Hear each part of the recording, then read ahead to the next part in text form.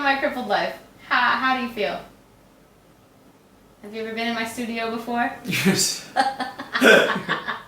The studio bedroom. Alright, are you ready? Do you need to pour yourself more wine? Yeah, that would be a good idea. I'm fine. Wait, why would the wine bottle be out there?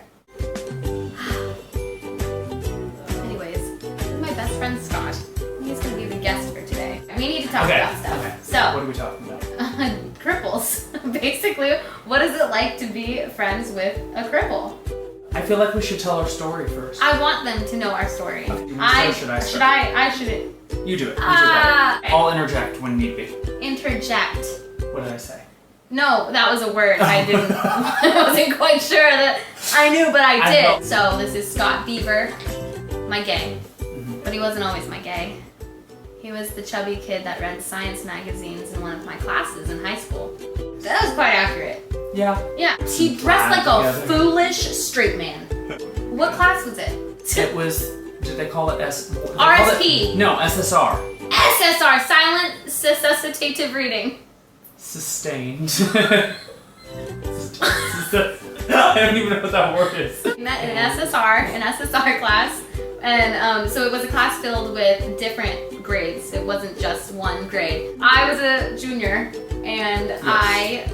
To get on a serious level for about 5 seconds, and then we'll get back to shenanigans. I've never been asked to a dance, and my junior prom, my first ever prom, was around the corner, and I decided to ask this boy that I assumed in my heart and soul would turn out to like boys. And I asked him to prom. I did. I didn't even really get to know him that well. And I didn't. We weren't friends. Well, okay, so see, you've missed so many vital parts of the story. So that's why you're here. Do I look directly in it? I look directly into it. I really would like to see what I look like. You need to get like a flippy thingy. We would never film because you would stop. Yeah, that's true. There was a group of us, and you came up to the table, and somebody else asked you to sing. Oh, because I sing, if we haven't figured that out. And then you sang the Miley Cyrus song. The Climb. Yeah, gonna be another but it was like mountain. 8 seconds. You were quiet because we were in a class, and then you told me that you would stop bugging me if I came to your concert. Yeah, I had a concert. What was that for? Evening of the Arts. No, you missed the part of me asking you to prom because I had asked you to prom before. Okay. She initially asked me in that class. It was just like arbitrary, like, hi, want to go to prom? Yeah, you're gonna go to prom with me. Yeah. No. Yeah, I just didn't get it. No. After the show, you came up and you said, like, seriously, would you like to go to prom with me? And I was like, oh, serious invitation. My parents were very protective, so I wasn't sure, and I was a freshman, you were a junior. They had to approve everything, which makes sense for parents. Yeah. That's good parenting, okay? 2016, you should really take note. Yeah, an iPhone is not parenting.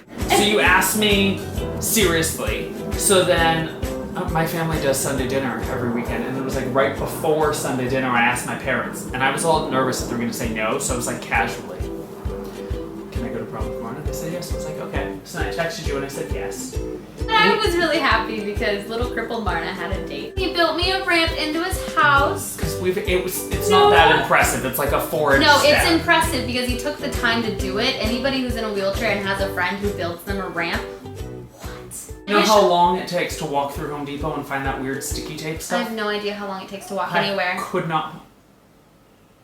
Just rolled my eyes in my brain.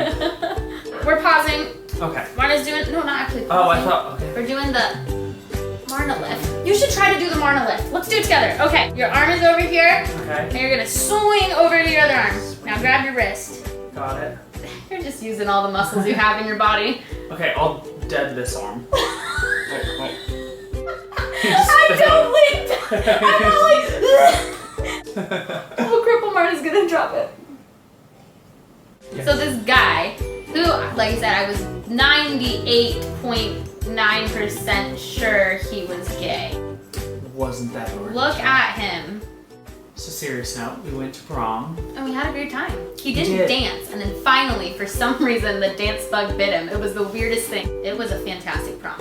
And the best part about it was not just me and him who went. So it was me and him who were a couple. And then it was my best friend Hillary, hey bae, follow her on Instagram, Lavender Offspring. Ooh, look at me doing shout outs for my girl. I mean, going to dances and everyone could go in the limos Well, and it's, I mean, your little, because you have the little manual chair, that can fit in But a who car. wants to take But that thing weighs 1,000,000 friggin' pounds. 450. Yes, because it's gone over my foot. It doesn't feel good, so It's she's gone- not a good driver. It's gone over my foot Stay- too.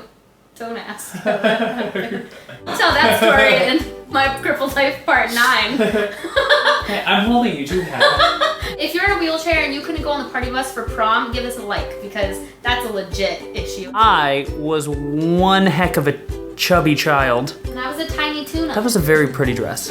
Thank you. I need a refill.